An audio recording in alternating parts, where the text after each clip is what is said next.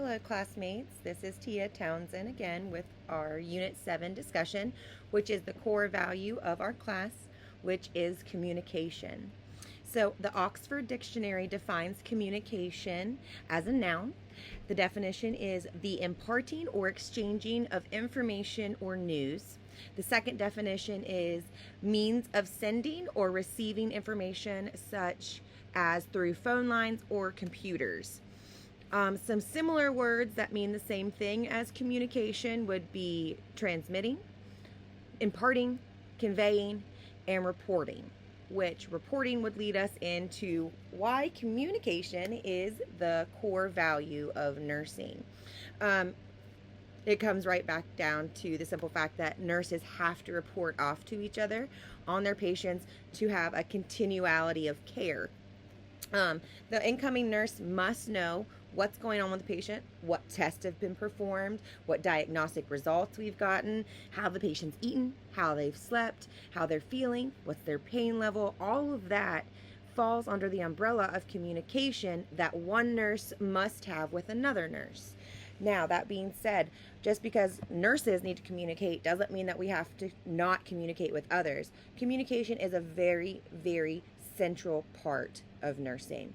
Communicating nurse to nurse, communicating nurse to doctor, letting the doctor know what you have physically seen with the patient, what your diagnostic testing has shown, what are their vitals. The doctors need all of that to be communicated to them by the nurse to properly diagnose and treat a patient. Now, after we've talked with the doctor, we have to go in and communicate that stuff to the patient. We have to communicate to the patient what the plan is, what types of care they'll be expecting at discharge or when discharge is going to be, what type of tests are coming up, what kind of labs are going to need to be drawn, how often are labs going to need to be drawn, how many times is this patient going to need to be stuck. All of those questions are forms of communication between the nurse and the patient. Now, that communication doesn't stop there. We still have to talk to their family members. Family members have lots of questions about why their family are sick, and we need to be able to convey that in a meaningful, honest, open communication with their family members. We must communicate with respiratory therapists, with lab technicians. We got to communicate with them to make sure we're doing the right patient, right time, right medicine, all of that. All of that falls under communication. S-bar is a form of communication that nurses use to make sure that we don't miss any spots. Make sure that we've got everything down that we need to convey to the next shift. Now, problems do arise when communication fails. I forgot to tell Nurse Sally that they had a troponin drawn and that they needed another 6-1, and I forgot to put that order in, so that troponin gets lost. We have an incomplete lab result because we did not get troponins every 6 hours on a patient that had a heart attack. That is a failure or a breakdown of communication. A doctor that is too busy to listen to a nurse who has concerns about a certain patient, they blow that nurse off. That is a breakdown or failure of communication, which then leads to poorer patient outcomes.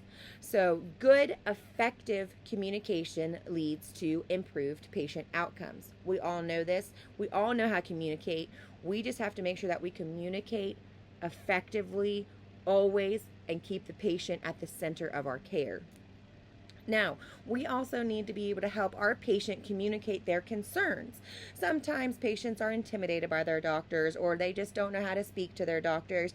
If they're bringing concerns to us, we need to make sure that we communicate those concerns to their family, to their doctors, to other people that are providing care. We, as nurses, must advocate for our patients.